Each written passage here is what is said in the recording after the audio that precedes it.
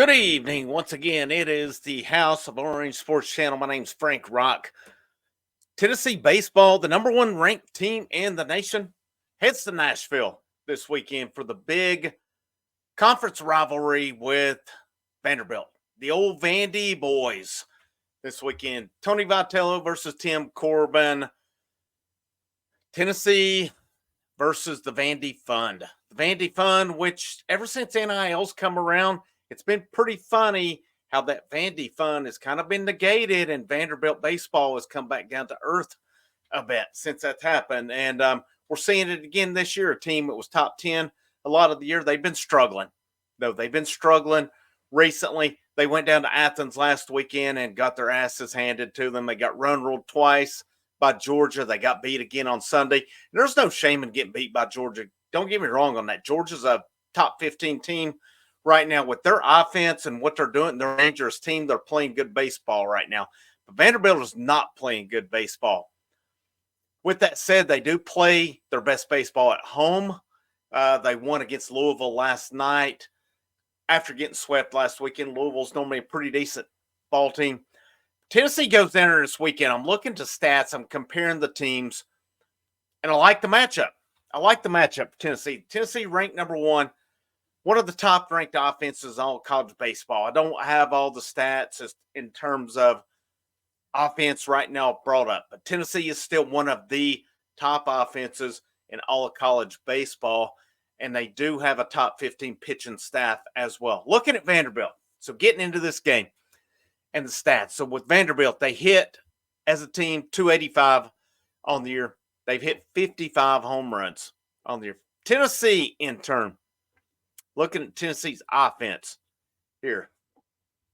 Tennessee hits 322.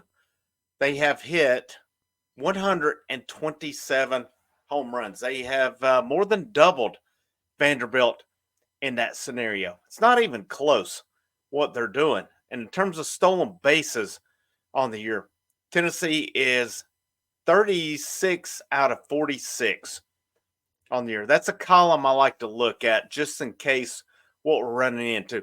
This is where Vandy has an advantage. They're 82 out of 95. So Cal Stark this weekend, we're going to see how Cal Stark can impact and change this game because Vanderbilt, they don't have a lot of power. They do not have any guys who have hit double-digit home runs. Their highest guys in home runs is Alan Espinal at 9 and Jonathan Bastine at 8. I hope I pronounced those correctly. If not, I apologize for that.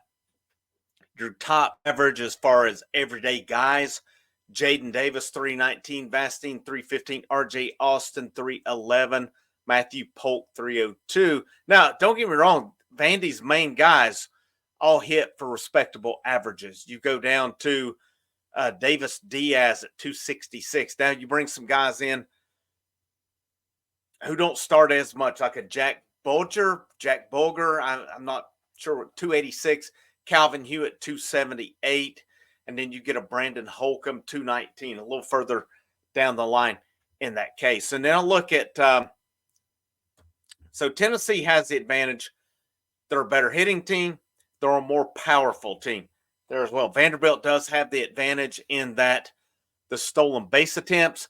Now, opponents with Vanderbilt are 22 out of 32, so teams don't run on Vanderbilt a lot. In terms with Tennessee, if you go to that, opponents are going 27 out of 39, so they are having a little bit more success. They're running a little bit more on Tennessee, but you got to think, too, that is not always on Cal Stark. I don't know how much of Vanderbilt is on their main catcher either in that regard. Now, if we shift to pitching, Vanderbilt is their team ERA is 4.83.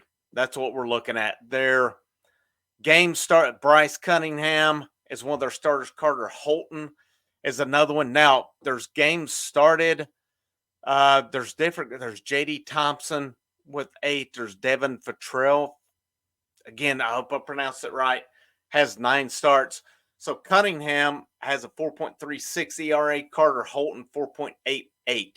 And just looking at Vanderbilt's stats along the way, I'm trying to see where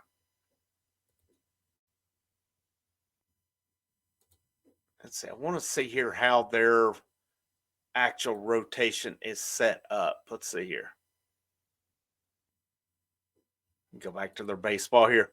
Just a minute, and I apologize for this. Let's see how they lined up. So against Georgia this past weekend, Georgia again talked about the Georgia won Friday night 10-0. They won Saturday 14-4, and they won Sunday 11-7. So the common denominator in all three of those is Georgia scored 35 runs. 35 runs. Now, Georgia is next to Tennessee, probably your next best offense in the SEC. It is Bryce Cunningham's the Friday night guy against Georgia. 3 innings, 5 hits, 5 runs, 4 earned. He had 4 walks, 1 strikeout.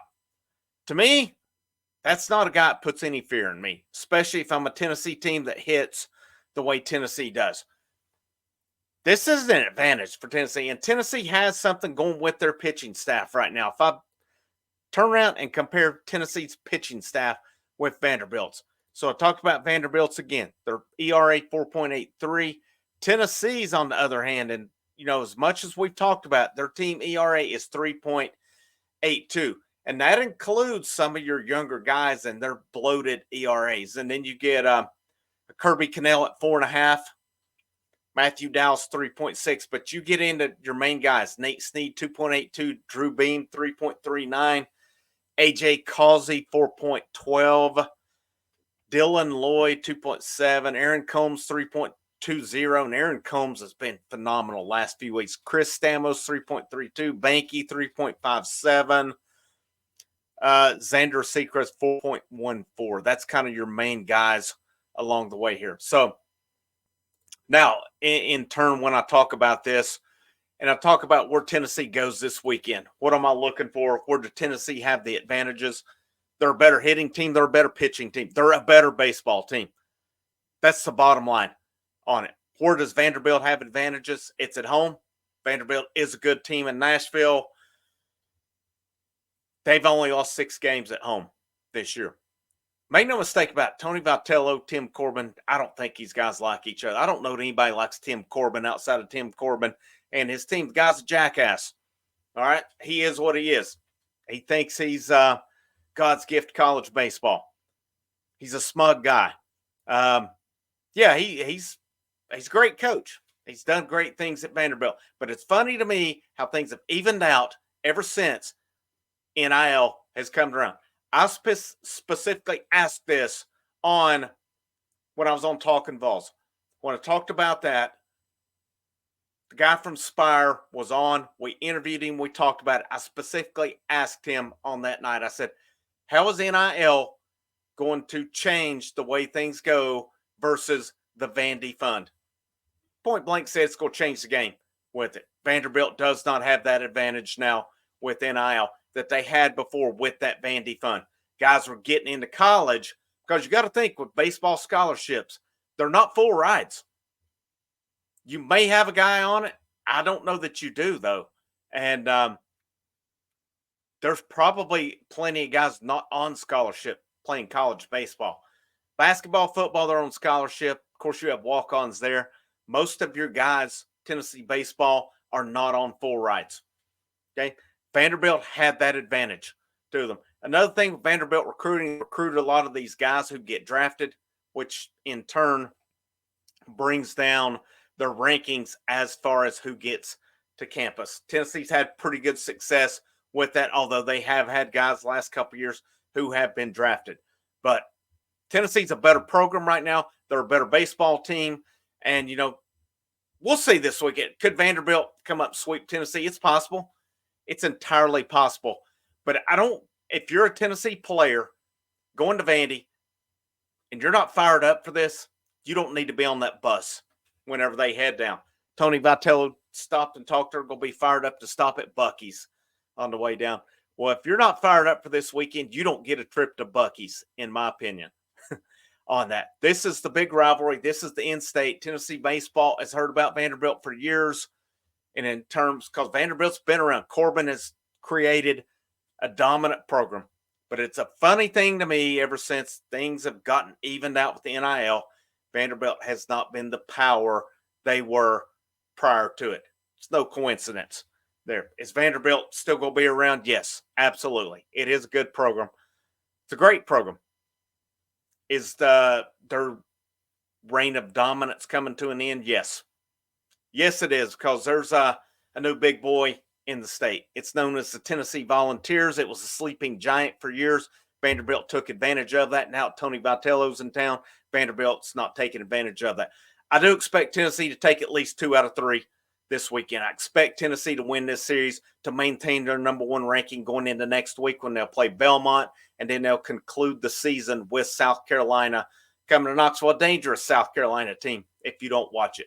But this weekend, all weekend long, after each game, definitely let me rephrase that. Definitely Friday. Mother's Day on the horizon. I got to see how it goes Saturday or Sunday as far as we have to travel to see mothers this weekend. So we'll see how that goes. But I'll definitely be live Friday night, and then I'll keep you posted from there as I go forward Friday night. Frank Rock, House of Orange Sports Channel. I hope you have a great rest of your evening. Make sure you like, you share, you subscribe. You like the content down that bottom right corner. Feel free to send that super thanks. Always appreciative of that as well. But I hope you have a great rest of the evening, a great Thursday. And last but most certainly not least, and this applies to you too, Vandy boys, go Vols.